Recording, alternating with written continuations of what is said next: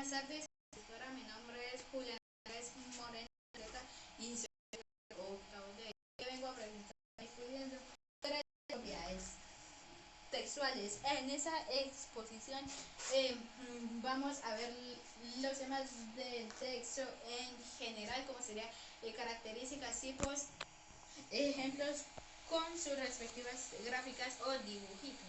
Después seguimos con las propiedades textuales que son coherencia, cohesión y adecuación las principales, y voy a explicar otras más secundarias, por así decirlo. Primero, ¿qué es un texto? Es una composición ordenada de signos escritos, como por ejemplo un signo puede ser una letra, pero más específicamente se refiere al lenguaje.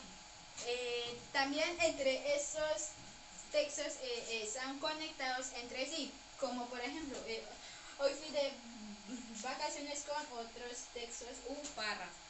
Después, y también este sirve para informar, advertir, reseñar, etcétera, según el tipo de texto que sea. Bueno, las características.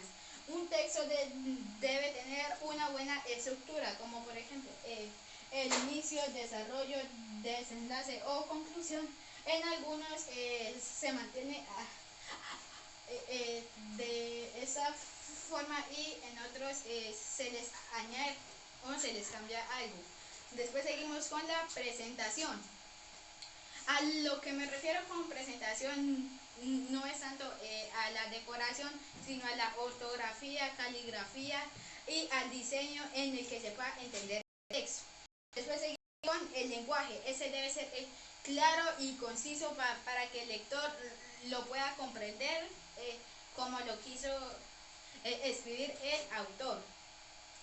Y todas esas características debe tener un buen texto para que sea eficaz, y que sea eficaz también, y que pueda tener relevancia entre otros textos.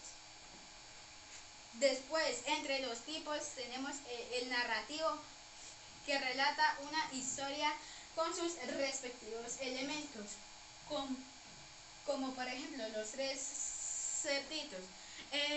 En el narrativo los elementos son personajes, espacio, tiempo, etc. Los personajes serán los tres cerditos, y estos están ubicados en un campo con un tiempo de día. Después seguimos con el descriptivo, que como dice el nombre describe cosas, personas, lugares, etcétera, etcétera. Después seguimos con el expositivo, que expone o explica un tema para que el lector lo pueda comprender. Después seguimos con el texto argumentativo, que relata argumentos que favorecen o refutan distintas opiniones. Un ejemplo podría ser el medio ambiente, ya que algunas personas pueden decir que sí es bueno o que sí es malo. Después seguimos con el texto instructivo, que como dice el nombre da instrucciones o pasos para construir o hacer alguna cosa u objeto, como un manual. Después seguimos con el texto literario, que se caracteriza por tener de estructura las formas literarias, como por ejemplo poemas, etcétera, etcétera. Después seguimos con el texto informativo, que como el nombre lo dice, transmite información sobre un tema de manera clara y concisa. Después seguimos con un texto científico, que se caracteriza por ser un texto objetivo y por utilizar un lenguaje especializado. Después seguimos con el divulgativo, que busca hacer la opinión del científico más clara o entendible para los lectores. Después seguimos con el jurídico, que como dice el nombre se refiere a la legislación, leyes, justicia, etcétera, etcétera. Después seguimos con el periodístico, que narra o describe noticias o eventos actuales. Después seguimos con el didáctico, que son textos que tienen alguna forma de interactuar con el lector, como por ejemplo cuentos para niños pequeños, etc. Después seguimos con el texto publicitario, que es parecido al argumentativo, simplemente que los cambios que ya no son argumentos, sino que promueven y refutan marcas, objetos, etcétera, etcétera. Y por último tenemos el texto dialógico, que presenta una interacción entre dos o más locutores. Después seguimos con un ejemplo que es este. La Primera Guerra Mundial, también conocida como la Gran Guerra, fue un conflicto armado de gran escala que sucedió en 1914 y 1918, y en el que se enfrentaron las principales potencias de esa época. Aquí podemos entender que es un texto informativo, ya que nos habla de cómo sucedió la Primera Guerra Mundial. Después, ahora sí vamos a comenzar con las propiedades textuales. Pero ¿qué son? Las propiedades textuales son características que determinan la calidad de un texto para que sea comprensible, claro y conciso para el lector, junto a su eficacia. Entre esas tenemos la coherencia, que se refiere a la organización lógica y la relación entre ideas. Pero, ¿cómo así ideas? Bueno, digamos que las ideas son el medio ambiente y la tecnología. Una forma de conectarlos es que por medio de las plantas, etcétera, pueden llevar a productos de tecnología, en vez de decir que el medio ambiente nace de la tecnología. Aquí no hay como tal una conexión lógica, porque como sabemos la tecnología como tal no es un ser vivo como lo es el medio ambiente. Bueno, después seguimos con la cohesión, que se refiere a la conexión gramatical y léxica entre las partes del texto. Y eso se usa con el uso de conectores, como por ejemplo o, pronombres también como yo, él, ella, y también sinónimos y más recursos lingüísticos.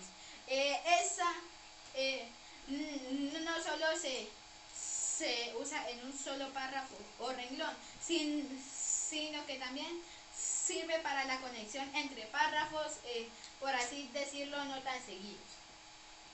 Después seguimos con la adecuación, que se refiere a la adaptación del texto al contexto comunicativo. Tiene el propósito de, por así decirlo, de estar en el tema y adaptarse a la audiencia, como por ejemplo, si vamos a hacer un texto del medio ambiente, no podemos terminar hablando de la tecnología. ¿Por qué?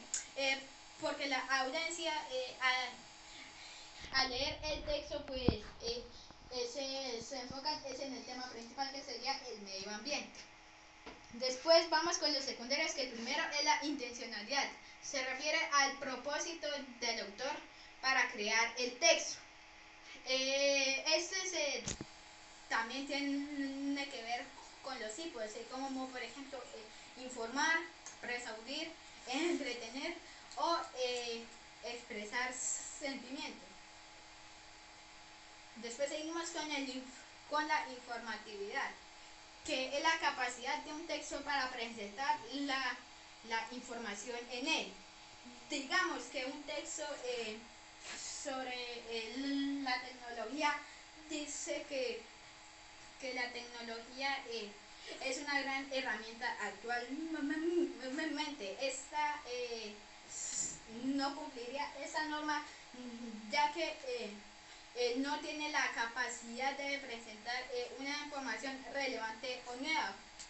Pues sería que, que la tecnología ha innovado a varias empresas, personas, para desarrollar como tal un futuro. Aquí sí se presenta como tal información relevante o actual.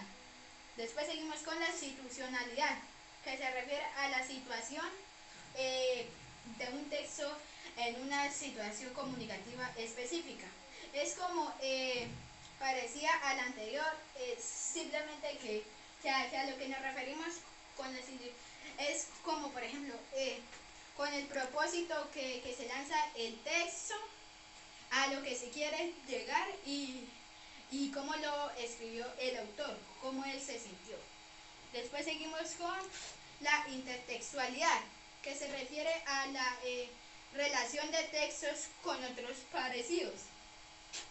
Porque si hay dos textos parecidos, entre ellos se pueden sacar información uno del otro, siempre usando las referencias o citas. Referencias o citas, y para darles ese crédito o nombrarlos. Después seguimos con el contexto. Eso se refiere al entorno o circunstancias que rodean un evento. Eso podría ser palabras, frases, mensajes, y se puede tratar sobre distintos temas políticos, históricos, etc. Después seguimos con la progresividad, que se refiere a la manera en la que se desarrolla el texto. Porque, digamos, un texto en el inicio no puede hablar de la conclusión o al revés. Después seguimos con la conclusión. O sea que, en resumen, el texto es una unidad fundamental de comunicación que nos permite expresar ideas y sentimientos en distintos contextos, y conocer sus propiedades nos hace producir mensajes más efectivos y concisos para que los lectores puedan entender bien y